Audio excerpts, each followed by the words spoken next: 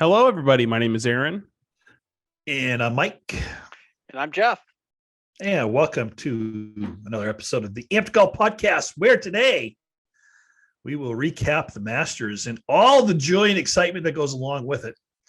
CBS did claim it was the most watched golf broadcast in the last 5 years, with 19 million people apparently tuned in.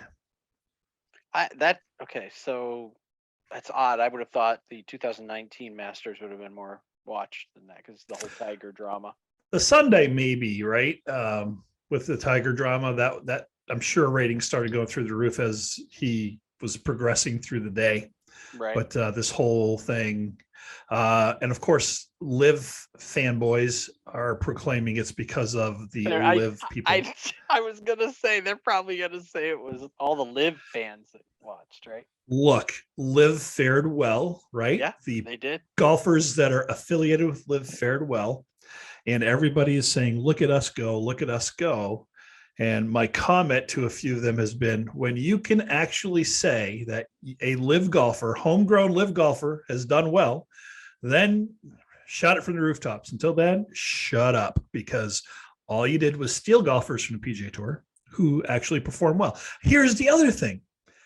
Where were these guys on their own tournaments? How come Phil has never performed well? Right. Why doesn't he shoot under par, during the Live tournaments, but can pull it out when, for the Masters? When it matters? Yeah. When it matters? Right. Does that mean a Live tournament doesn't matter? Brooks is the only one that has done anything on that tour other than DJ, who his team and he had a decent year last year, but he only won one time, right? Cam won one time. Brooks has won twice now. Where's Phil been? He's near the bottom of the board all the time, right? Where's Patrick Reed been?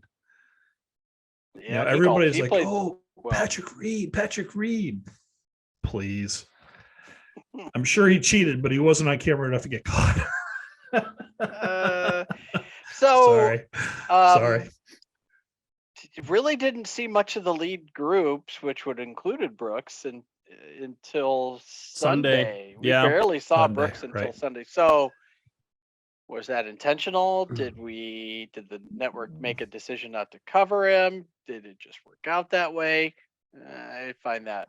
I feel like they determine her. It almost seems like they determine it's not based on the players. They're just like, all right, so on Thursday, we're going to do lead groups at the 11 o'clock tee time and the 11:30 tee time. And then they do it again in the afternoon. Like they just go based on the tee times instead of the people actually in the pairings. And it seems like they determine this like a weeks in advance. And I don't know why they don't just go, all right, the featured group, the afternoon featured group is always going to consist of the leaders. Right. And then someone else. Like, it's ridiculous that we didn't get to watch really any of Jon Rahm or Brooks play on Saturday.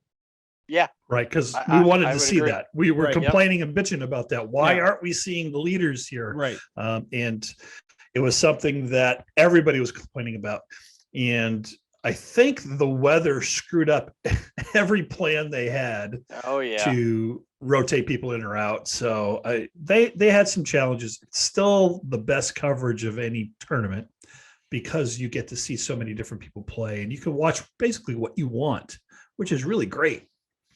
I wish the PGA Tour and any other tour would look at this setup and go, how do we duplicate this? Because as a fan, it's a fantastic experience most of the time. Yeah, there's a cost factor in there, right? These smaller tournaments, it just can't, there's just no money in fielding that big of a crew. The Masters, the player, the Masters is the best. I think coverage at the Masters is by far the best. But the other big three can, also do very well for themselves. I want to know how much more difficult it would be to just eliminate the featured groups and just broadcast the whole tournament. I mean, you already have 6 different streams going on. Why can't they just broadcast the whole tournament from the start of the day to the end of the day? I don't understand why that is so much harder. With a billion TV channels, just throw it on one of your throwaway channels, the Ocho or right. The Ocho. Like the featured groups, it's the same set of announcers all day. For 12 hours, you have the same 3 guys all day. They could easily just do that for the entire field. Break it up into break the course up into sections, right? Show holes 1 through 4, show 5 through whatever, and on and on and on, and then have the lead group always on. As soon as they come on a course, they're always on. Not a bad way. Then you can watch everybody go through the different holes. Yeah. And if you want to follow a particular player, you kind of could, right? All the way through. But as to your point, Jeff, the cost, I don't think everybody's raking it in like the Masters does on merchandise, where their weekly projection was $70 million. Yeah. $70 million for a week, $16 million a day, basically, is what they were doing. I'm trying to think of the last time I had a $70 million week, and it just doesn't come to mind. No. Hopefully, we're not selling the right merch.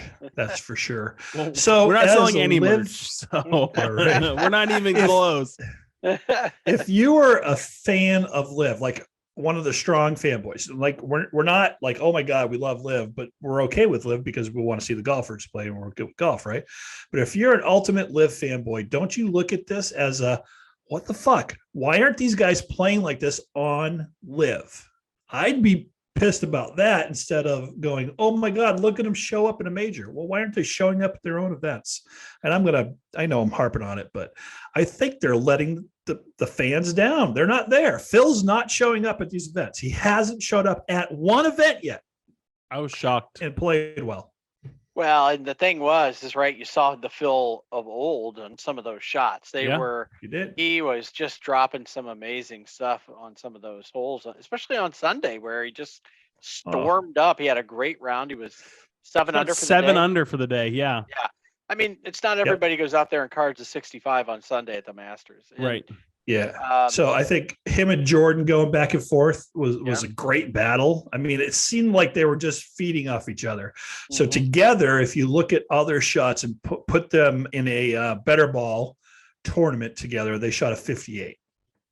And they were a collective 13 under for Sunday. The best twosome on the course. If you picked a twosome, the best twosome you could put together on the course. Right. Phil had 5 birdies in his final 7 holes, and then said after the round that it was the most fun it could have playing golf. Mm-hmm. Isn't playing golf supposed to be just fun? So why aren't you having fun all the time? Does it have to be the Masters? Is that it? You only can get up for the big event?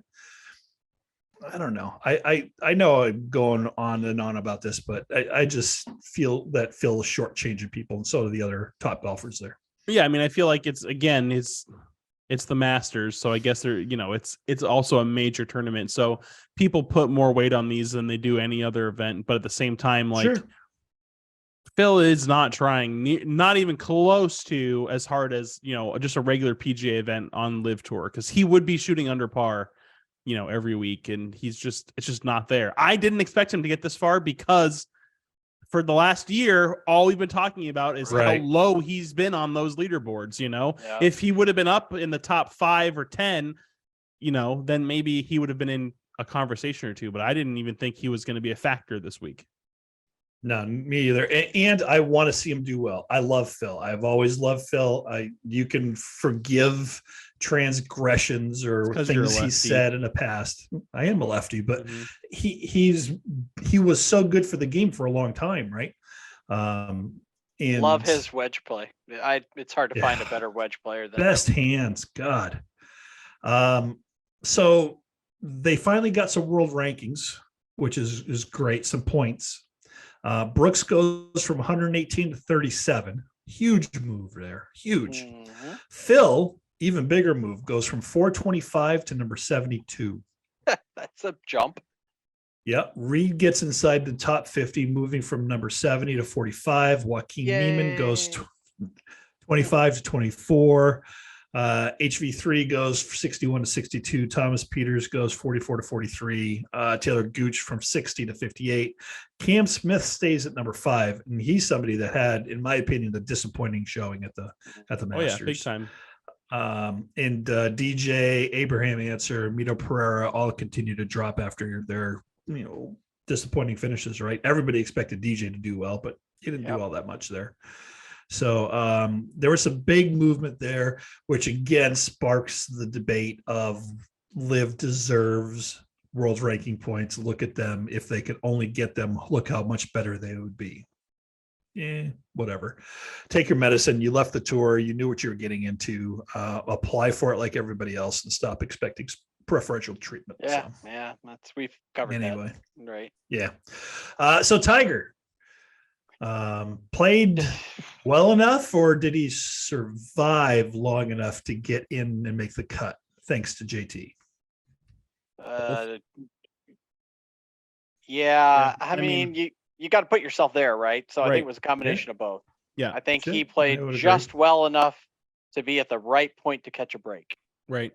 I'm ready for Tiger to become a full-time analyst for the PGA Tour and, start casting some of these events, because that would be amazing. I think you get the guy off the course and put a mic on, give him a microphone so we can hear, all the stories he has about, I don't know. I just think it'd be awesome to have like Tiger and Phil or some people that have won the Masters or these events multiple times, to have them in the booth. Like, when I went here in such and such year, I had this shot, and I just think it would be really cool. And I think it's getting closer. Kind of like Nick Faldo. For sure. He did the same thing. So. Yeah, Tiger caught the absolute worst weather he could catch for the injuries. So bad. Horrible. So, the temperature goes from a beautiful 83 degrees, which if you've ever had the kind of injuries that Tiger has suffered or anything like it, heat is just the best. You stay loose. You don't have to worry about it. And then it got cold and it got wet, and nothing works, and everything tightens up and everything hurts. Yeah. So I knew he was going to pull out. I watched him walk those last couple of holes. It hurt to watch him. It hurt to watch him walk and move. And I said, I think, Aaron, didn't you say you wondered if he would drop out? Yeah. After he didn't even start play again on. Nope. He didn't finish the third round. So I wasn't surprised. I don't think anybody was surprised to see him drop out. And I think most people were like, okay, thank God, now we can stop. It was painful to watch him. And especially a player that was the caliber of player he was, to see it so just, I don't know what's the word I'm looking for. It was almost depressing watching him hobble around trying to compete. And this is one of the reasons I don't know that we'll ever see him in a booth, is he wants to compete. He doesn't want to talk about it. I don't think he's going to compete for much longer. I think he has maybe a couple years left. He probably only has a little bit of time left. I think he could compete better if he takes a cart. He'll never do that on a PGA Tour. Remember his words when the Casey Martin thing was out there. Was he said, my teammate was Casey Martin. What he did with the ADA, I voted against it. I think walking is an integral part of the game at our level. As far as a regular event, no, I would never do that. So, I mean, I know Tiger wants to compete. He's tried. He's had a couple of false starts. The leg is really not good, right? I mean, when he gets in these situations, why not? How old is he? He's not 43, 47. So he's not 3 really years away from the senior, right? Senior tour's 50, right? He is 47. Yep. Yeah. So take 47. Take a couple of years off, strengthen, learn how to swing a different swing that you can work with that leg on. Work with Charlie. And then go out there and beat the heck out of everybody on the senior tour. I mean, why not? He probably could right now. I mean, he probably could right now. He's still got more game on one leg than most people have on two. And I think no doubt about that. I think the biggest thing that he really struggled with this week was just like his iron play was nowhere near what it, usually is. He wasn't putting anything close. He wasn't giving himself any easy birdie putts. And that was really that's something where since the accident, you can tell that he's put some work into, but that's where it's lacking, is that iron play. Cause he was driving the ball really well all week that he played. He just wasn't giving himself any looks on the green. Yeah. So it was kind of hard watching that. I'm glad he pulled out, though. I can't imagine what he would have looked like if he had made it through the round and tried to play on Sunday. I think it would have been horrifyingly bad. Sam Bennett, an amateur, only amateur to make the cut, 23 years old, was in third place after 36 holes at 8 under par. Yeah. Right. Staring up at the leaders, right? Yeah. And then finished with a 76 in the third round and a 74 in the fourth round. I don't think you can actually look at the scores in the third round and go, boy, that person really sucked. Well, that round was brutal. Yeah, brutal. Yeah, I can't even imagine playing on that course in those conditions and trying to shoot a 200. Right? I think it would be ridiculous. I feel bad because I really wanted him to, like actually finish in like the top 12, because top 12s and ties get invited back automatic to the Masters next year, and he finished I think 16th overall. Just didn't have it on Sunday really going into it. And again, it's hard because he, like most other players, had to finish his third round and then play a full 18 again after that. So right. Yep. But crazy story. He ended up at 2 under. So tie for 16th. He was 5 shots off the amateur record of 281 set by Charles Coe in 1961. And he was only 1 shot off the 36-hole record of 135 set by Ken Venturi. So guy played really good, and nobody expected it. I think he jinxed himself. I think he really jinxed himself when before his fourth round, before he played his final round, he said Augusta National wasn't that hard. Yeah, he said a course he played recently was harder. I don't know why you wouldn't wait until you're done and just you packed everything away, and then you can give your feedback on the golf course. Just finish the tournament. Because karma's always listening. It's like Bryson saying it's a par 67 and missing the cut. Like, come on, man. You can't say that and then miss the cut. We'll talk real quick about Bryson. So 3 years ago is when he proclaimed that he no longer thought of Augusta as a par 72. He came out and said, "I'm looking at it as a par 67 for me because I can reach all the par 5s in 2, no problem." So in his 12 rounds played since then, his total is 19 over par. Or if you go to his par 67 comment, he's a plus 79. Nice. It's just so bad. It's just such a bad take. Yeah, it's horrible, and he didn't back it up even a little bit. It's also not one time, not a little bit. If you could play Augusta like you could back when Bubba Watson won it, when you could take it over the trees on 13 and do those things to really take advantage of the golf course, then I'd say there's some validity to that. But you can't do that anymore. It is a very much shot maker's course, very you have to plot your way around that golf course. You can't just crush a drive or crush it off the tee every single time and expect to be in a position that you can score. Well, the other side of that is so coming in from short range is challenging enough on Augusta's greens. The ball has to be in the right place, depending on the day and the flag placement and everything else, more so, I think, than any other course, right? So if you're rifling that thing in from 240, you have much less control over where that ball's going to land. Right. So, okay. I mean, I understand what you're saying, Bryson, but especially, and on top of that too, there's probably only, 5 or 6 lies in that you can get on that aren't like the ball's above your feet or below your feet, or you're on the side of a hill, or there's really no perfectly flat lies that you're going to get on Augusta National. You're going to have some challenging second shot. Jeff knows a course like that. Not far from here, right, Jeff? Yeah, man. I tell you what, that Pete Dye course. Not a flat lie on a course. Not a flat lie on that thing. Gotta love it. So Sam was supposed to play 36 holes on Monday in a college golf tournament where he had to carry his own bag. That's right. I don't know if he did or not, but he was talking about that. That was the expectation for him. So I heard him, heard some of his comments on that at the end of they were, wrapping it up. And of course they had him at the green jacket ceremony. Mm-hmm. Right. Which was great that they took him there because of his performance. And, he was talking a little bit about that. So I wondered if he went. Yeah, not sure. So all 3 of us picked Rory to win. Jesus Christ. I tell you, Rory. Man, I've never been so disappointed. I am so happy that Rahm won. Just to get it out there, I think he definitely deserves to win. Played really smart golf on Sunday.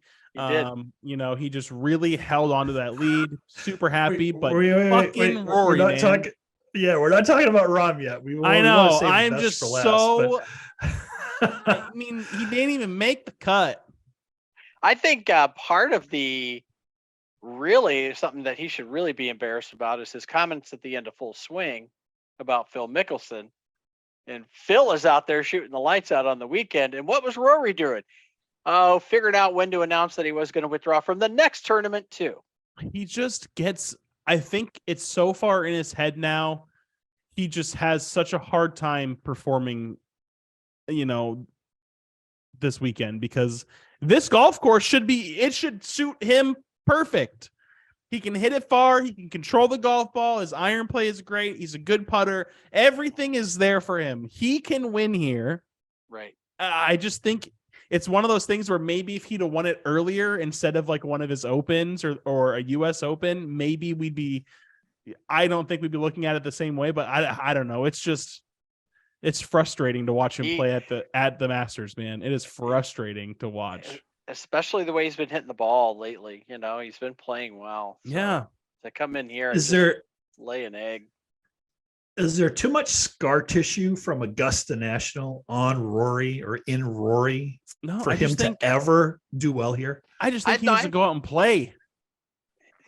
Yeah, I think, yeah. So I watched some of his play and it looked to me like he was trying to exert too much control on his game, right? Like he was in his own way. Instead of, when I watched him play at the Open Championship last year, he just looked like he was floating along. Yeah. He was just picking a line, smoking it, going with it, and doing everything he had to do.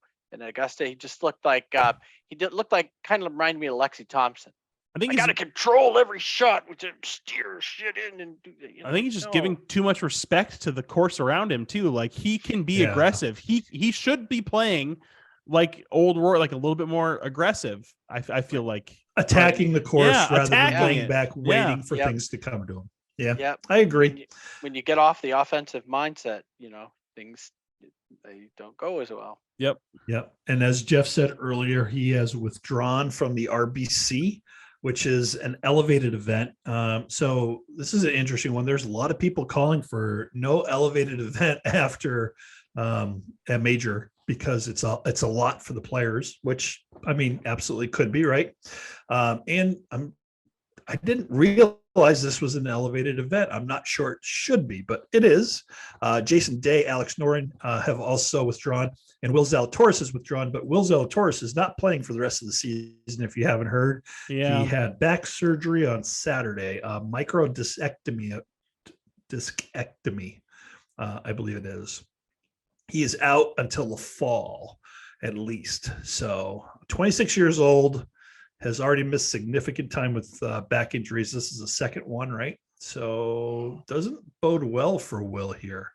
The withdrawal from the RBC is also big for Rory because this will be the second elevated event he misses. And the rules state that golfers must play in at least 12 of the 13 designated events to be eligible for payout in the PIP Player Impact Program, unless the player has received permission from Jay Monahan. I wonder if Rory will receive permission. Well, since Rory's been a very outspoken supporter of the PGA, I'm betting there's a permission slip in the works. I wouldn't doubt it. I wouldn't doubt it at all. Anyway, he screwed up all of our rosters. He screwed up everything. It just doesn't help that, like, get your head out of your ass. Let's go. Played really bad too, and Tony Finau played kind of mid. Like none of my picks did anything. Like there was nothing. Scotty Scheffler didn't do anything either. Right. It was just all very average, below average play from people who I thought were gonna be in the top 10. Well, Victor Hovland went out there and shot. He had a great first day, and I'm like, I picked the right guy. And then Finally, just stayed there, and then Yep. started fading. Yep. And Yep. although he didn't completely melt down, he No, he didn't. He played well. under I mean, for the tournament, but he just couldn't hold or move after Thursday's round. he played better than I thought he would because he was not on my radar at all. And Victor's usually on the radar, but he has not been playing like great golf lately. So, anyway, Rory, wow, Rory, we need you. We want you to play well. You know, the Masters is going to be to Rory what the U.S. Open is to Phil, right? And again, I think it's just one of those things where I can't imagine going into a major like this, right? Knowing that this is the one step away from being held at the highest regard in golf. You know what I mean? Like there's only 5 other people that have ever done this. The sixth person to ever complete the Grand Slam. Right. And the last Short person list, was Tiger. How long ago, you know? And everybody that's done it, it's only taken him 3 tries to get the last one. Yeah. This is Rory's 12th. I think like we said, he's just like you said it perfectly, Jeff. He's in his own way. Mm-hmm. The skill is there. He can do it. He just needs to be like you said, he needs to attack. He needs to be aggressive. And the same thing I think with Justin Thomas. A big reason why I think that he plays so poorly in majors, or at least it seems that way, especially at Augusta, is these guys have so much respect for this golf course. You know, I think they need to go out there and kind of show it who's boss and go like, yeah, I'm going to be a little bit more aggressive. I'm going to take a risk. Because a lot of times if you don't at least try to do it, you'll never know. You know? I don't know. Right. So on Saturday during the rain, was it Saturday? Saturday during the rain, Tiger needed, was it Sanjay M or JT? Needed a couple of golfers to finish at 3 over par or worse. And JT was at 2 over. And I'm like, you know, somebody's out there going, JT, your buddy needs you to make the cut, you know, give one away. Joking, of course, because that's not what they're there for. And they wouldn't know that, right? But then JT gave one away and gave another away and gave another away. And it just kept giving them away. I was like, stop, you're going to miss the cut. Of course he did. So at least he wasn't slow like Patrick Cantlay, right? Oh, no. It wasn't Cantlay's fault. It was the 2 groups in front of him who had Sam Bennett and Hideki Matsuyama, who apparently both of them are very, very slow players. So that's what he's claiming. Yeah. He also claimed that it's a big tournament. It's a big event. It's a big moment. These are tough greens. You're going to play slow. And if Brooks or Jon Rahm's eyes could have bore holes through him and blew him up, they would have, because there's pictures of them just staring him down. Victor Hovland was caught walking away before Cantlay was even done, trying to move things along. Yeah. I feel bad for Hovland because slow play is just a killer. And I don't know how these guys kept their cool and composure and were able to perform at the level they performed at. Now, Brooks, people are going to say he choked. I don't think he choked at all on Sunday. I just think that it caught up to him eventually, right? And Rahm rose to the occasion. And I don't know. Blaming Cantlay for it, sure, but he's not the reason for the problems there. So, but a lot of people are. Yeah. Go ahead, Jeff. I was just going to say, I mean, you know, when you're only playing 3 rounds, I get it. Yeah. I was waiting for, I wonder how long that was going to take to get out there. So, and, you know, Cantlay said too, he said, you know, we finished the first hole and the group in front of us was on the second tee when we walked up to the second tee, and we waited all day on pretty much every shot. We waited in 15 fairway. We waited in 18 fairway. I imagine it was slow for everybody. Yeah. And, was it Brooks that said Rahm went to the bathroom 7 times during the round and we still waited? Yep. 7 times and we were still waiting. So that's slow play. It would have driven us crazy. We would have been yelling. Yeah. You know, I think so. Let's talk about Brooks for a second. What do you guys think about his performance this weekend? Unreal, unbelievable, great, love it. Is he I back? want to see more of it. Is he back? Wins it live, right? Then comes Twice. in here and yeah, but once this year, but just 1 week before, almost wins the Masters. If I were the rest of the golfing world, I'd be a little afraid at the majors. It would be. Yeah, I mean, Brooks really had some hard times, right? He was not healthy. Right. He says he's healthy now. I think anytime a PGA player with as much talent as a Brooks Koepka or Homa or any of these guys have when they're on, yeah, I think they can definitely all win. I don't know that Brooks is the next Tiger Woods, but hey, he's gotten a couple of wins. So good on him. He played a great Masters. Gave up a couple on Sunday to let Rahm get by him, but time will tell, and we'll see if does he get back to live and go, okay, yeah, I feel great. And, if he wins a few there, then maybe that's the case. You think he wins a major again this year? I think he's got a damn good chance after what we've seen. So he looked like Brooks of old. Yeah. So if he's healthy, he's scary. Yeah. If he's healthy, he's scary, and everybody should be wary of wanting him to fail, because he's not going to.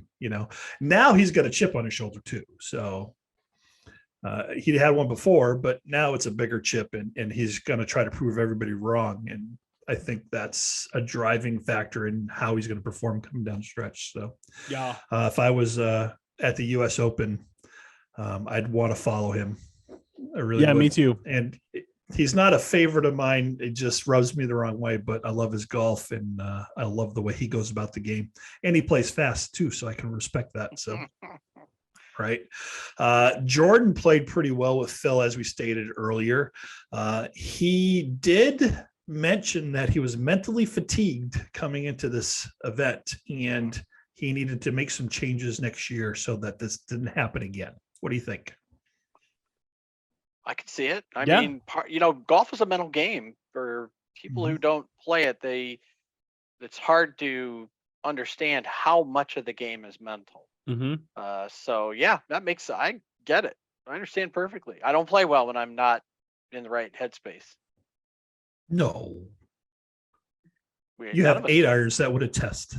Yeah, none of us do. None of us do. When we're not in a mentally good space, the golf is just not fun. It's not fun, and it's painful to watch and be around sometimes. So he stated that he made a tremendous amount of mental mistakes. Went on to say that to be this close is nice, but it almost frustrates me more. So, I can understand that too. He said, I played too much coming in. I came in mentally fatigued and overworked. He played 8 of the last 10 weeks. He said he's going to change the schedule next year, so he's sharper for Augusta. He said his play on 13 was the one really big factor. If you go back and watch that, where he went pin hunting instead and ended in a hazard and shot a 7 on the hole, which effectively kind of basically took him out of it. I think him and Phil together were a lot of fun to watch. People are definitely leaning towards there was more Jordan than Phil on the broadcast. So, live golfers not getting as much time. I don't believe that was necessarily true. I thought they did a pretty good job there. Phil lost 25 pounds coming into this event. Yeah, he looked thin. I mean, he looked good. He didn't look bad. Yeah. He just looked thinner than he was driving the ball. Oh, yeah. 300 yards, 320 yards. He was hitting the ball well. So that was nice to see. Fred Couples makes the cut. Oldest player ever. Yeah. Was he 63 something. 63 in high number of months. He beat the old record by 6 months. The other two golfers were both 63 and 3 and 4. So I want to say 63 and 10 or 11. But yeah. And the yellow ball bugs me. I don't know why it bugs me, but the yellow ball bugs me. It doesn't bug me anymore. I play with them. You guys have seen me play with them. It must be an age thing. The red ones. Yeah, I think it is an age thing. And they're Bridgestones, and I've hit those golf balls, and I love those golf. Heck yeah. So I guess it's time for me to get some yellow balls then, right? So yeah, but not the shiny yellow ones. You want to get the matte finish yellow ones. I just want to get the pink ladies, start hitting those by people. There you go. Right. Why not do a little tin cup? Is that what Rory needs? He needs, who is the psychiatrist psychologist in Tin Cup? What was her name? God, Renee Russo? Is that I can think of the actress? Yeah. Renee Russo's the actress. He needs that in his life to get past this hump, right? So Sergio got into it a little bit. They didn't get really into it, but they kind of had a little back and forth with a reporter after his opening round of 74. He was asked how it felt for him to be returning to the Masters. He says, totally normal. You guys, meaning the reporters, need to stop it. You guys are making a big deal out of this. It's on you guys. The reporter came back and said, no, it's not. He goes, let's talk about all the lawsuits that have been filed back and forth between the two groups. Garcia came back with, yes, it is. I've had nothing but great things from every single player I talked to. I wonder if he talked to Rory. So please stop it and talk about the Masters. To say that reporters are the only ones making the big deal is wrong. I believe in this. I think the reporter is accurate in saying that, yeah, I mean, they flame stuff, right? And they can drive some of the rhetoric that keeps going on. Oh, Saudi Arabia, and it's blood money, and it's this, and it's sports washing, and all the crap that they've been saying forever. But I think every player needs to own their part in it as well. So Cam Smith being a non-factor was a definite surprise for me. I thought he was going to perform better. I didn't know that he'd win, but I thought he'd be somewhere on the leaderboard. Yeah, he tried to, have the same meltdown he had last year too, but he avoided it. At least he didn't hit another one into the water after hitting one into the water. Right.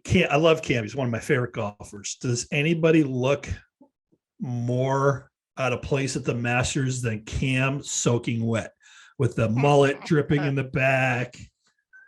I love it. I think it's fantastic. Larry Mize and Sandy Lyle said goodbye here. Yep. So they'd won back, was in the 80s. I think Mize won first. Then he put the green jacket on Lyle afterwards. The drama around them was the second round was stopped with their balls on the 18th green, waiting to putt out with family and friends and everybody right there at the green, waiting for that moment. And when they stopped play, Jason Kokrak went up and said, come on, it's their final hole. They just have to one or two putts and they're done. And the guy said, nope, got to come back tomorrow. Sorry, place suspended. Wow. Would not let him finish out. So Kokrak was really pissed off about that. And he let his feelings fly all over about it. Classless and all these other things. So, and if you remember right, Mize beat who with a 140-foot chip?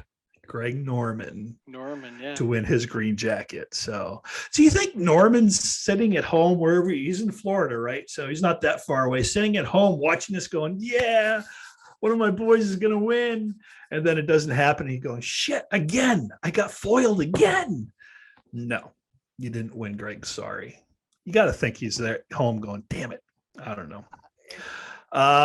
Probably. Do you think the added length at 13? Yeah. Do you think the added length at 13 changed things? I think it did when it was cold and raining and they were only driving the ball 250 yards. Yeah. But I agree. Not really. If you're going to still hit it 315, 320 yards, you can get it up there. And if you're really going to be brave, you can still get, you can still hit your second shot onto the green. But, yes, statistically, it played easier this year than last year. 4.73 stroke average to 4.85. So pretty damn close still. So they added 35 yards. I don't think it changed all that much. Jon Rahm, he's now a two-time major winner. Yep. He's got the U.S. Open and the Masters. Yep. He's got shot at the other two majors this year still. Does he get another one? So congratulations, Jon Rahm. Yes. Still not the biggest Jon Rahm fan. Don't know why. I don't know. But good on him. He did great. Played well on Sunday, which is when you need to play well. So, I mean, great. He's only the third Spaniard to win, third or fourth Spaniard fourth, to win. Yeah. Fourth. So, yeah. I mean, it's excellent. I know he's been playing great golf, right? So, yeah, I don't know what it is. When I figure out why I don't root for the guy all the time, I'll let you know. But good job, Jon. hey, he's now the only one that can complete the Grand Slam, so we'll see what he does Yeah. at the PGA. I mean, again, I think he for sure wins the British Open at some point in his career, because that's just another one that he really, really wants. And I think he's the type of player that, like, he wants it. He's going to do everything he can. He's got the drive to reach that goal. We'll see if he puts this effort into the PGA, because right now he looks kind of, he's top tier. He's won 3 times going into this, right? Or wasn't this his 5th win of the year? I don't know. Potentially, which is crazy if it is. Yeah. His game is, people talk about Scheffler being boring. I think Rahm's game is boring. He doesn't really do much. He hits that beautiful little cut fade off the with his driver pretty much all the time. 4th win. He can 4th win. Okay. Yeah. He can draw the ball at will pretty much now. And it's interesting to watch his setup for that, because he puts the club a few inches behind the ball. He grounds it a few inches behind the ball if he's going to hit a draw. So you can watch that. Close the face a little bit. Yeah. Oh yeah. I think he's just got really good control of his game right now. And going back a minute, do you think Brooks gets his 5th major before Rory gets his 5th major? Yes. Ooh. Yeah. I think if Rory's healthy, or if Brooks is healthy, yeah. I think Brooks has the mental game to win majors more than Rory does right now. I'm of two minds about it. I could see Brooks winning just because he's riding a high. I think Rory's mental block is Augusta, right? And I think he's going to reboot this week when he's not playing at the RBC. And, it might take a week or two, and I think we'll see Rory back in form. But yeah, if I had to pick right now, I think Brooks is golfing better of the two, obviously. So let me ask you a question, Dad. Is Jon Rahm, or are Jon Rahm and Scottie Scheffler such boring golfers because they hit fairways and hit greens and make birdie putts, and they don't have, they're not scrambling from bunkers, they're not scrambling out of trouble, and they're just playing perfect golf essentially? Is that why they're boring golfers?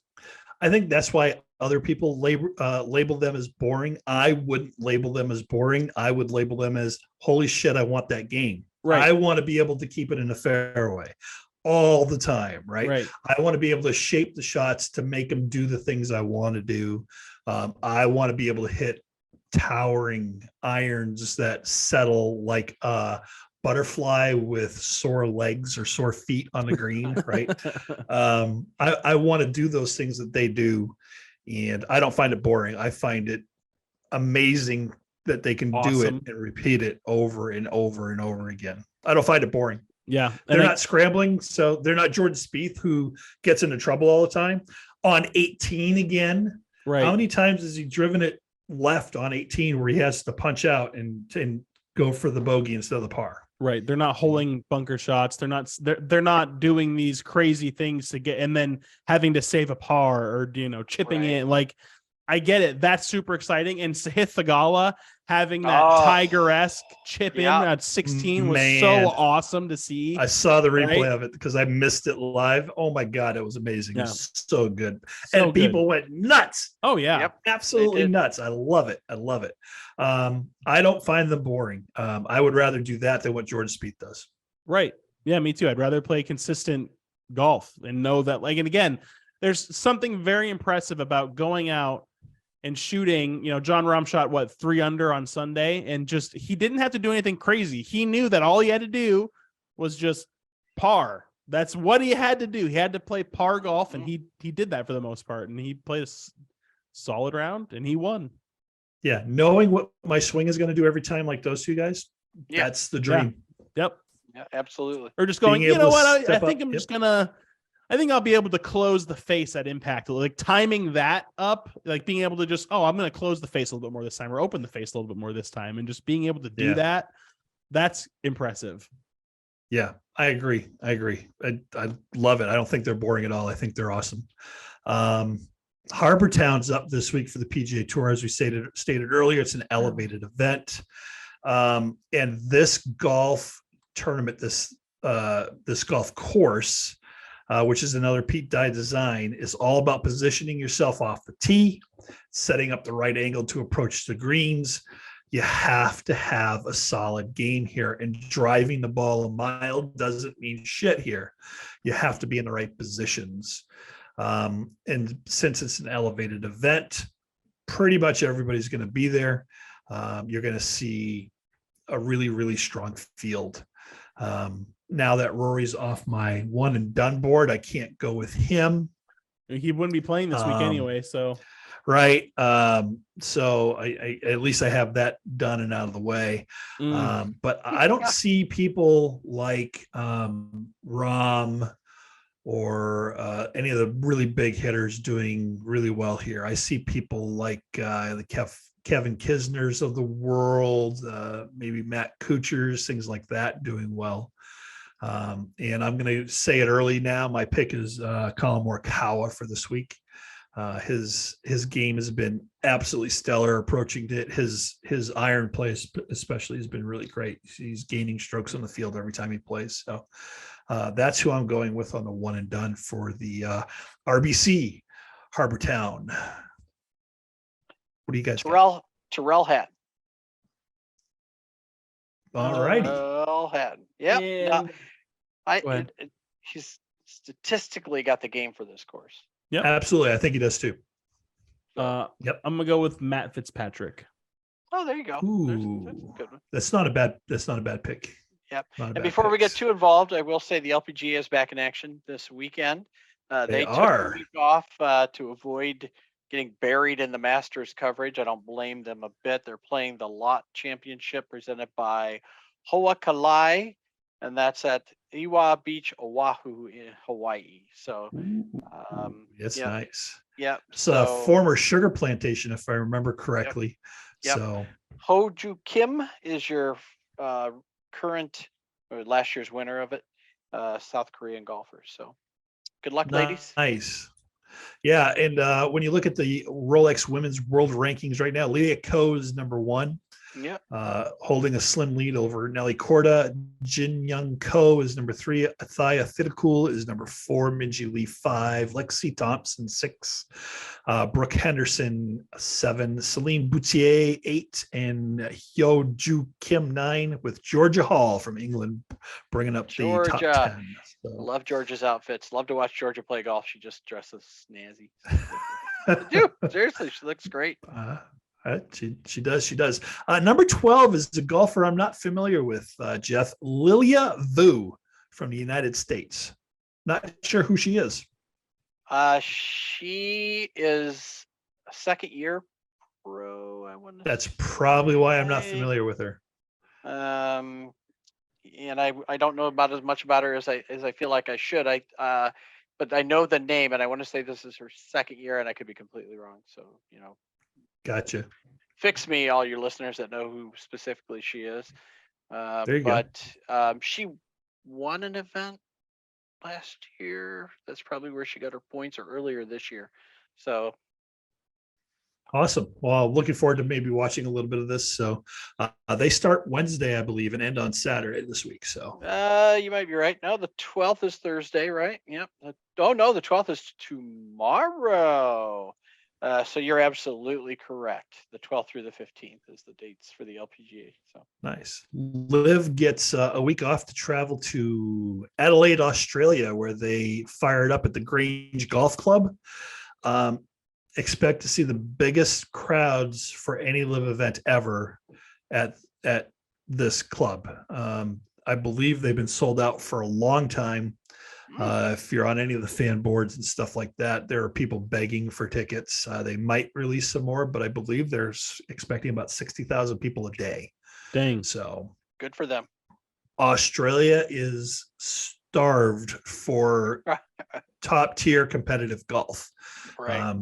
They leave there to go play golf in other parts of the world, which still astonishes me because, Australia must have some incredible golf courses.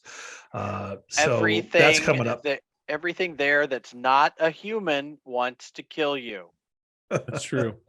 Yeah. Don't go chasing the ball in the brush. Not to mention, like 80% of the whole continent is just uninhabitable, and it's just coastline cities. Yeah, it's definitely a bucket list for me. I don't care if it wants to kill me. I still want to go see it. And hats off to the Aussies, and it is a nice place to visit. I'll tell you, I had a buddy that would go there in the military. Every time he had leave, he'd save his 30 days and go in a bunch.